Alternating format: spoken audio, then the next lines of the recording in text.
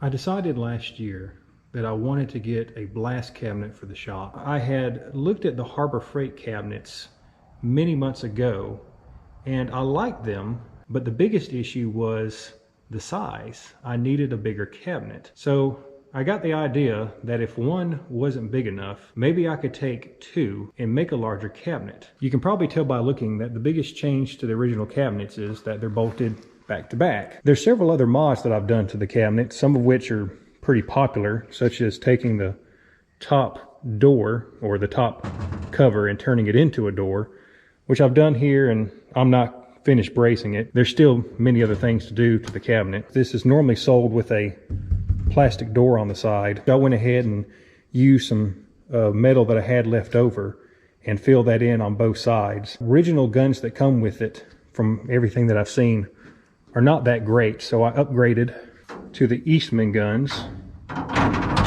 The lighting that comes in this cabinet stock is also not very efficient, so I upgraded to two outside lights, which I wired up.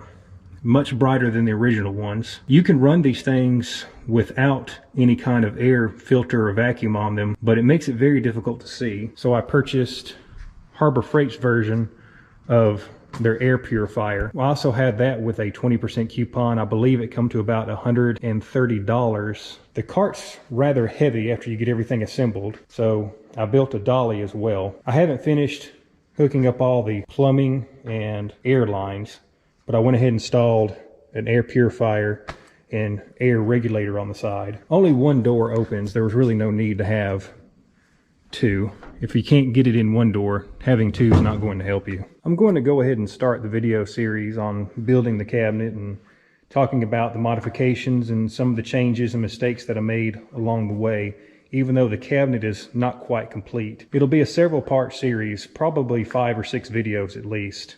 If you enjoy the videos, consider subscribing and dropping a like down below. It really helps the channel out, and I hope you enjoy.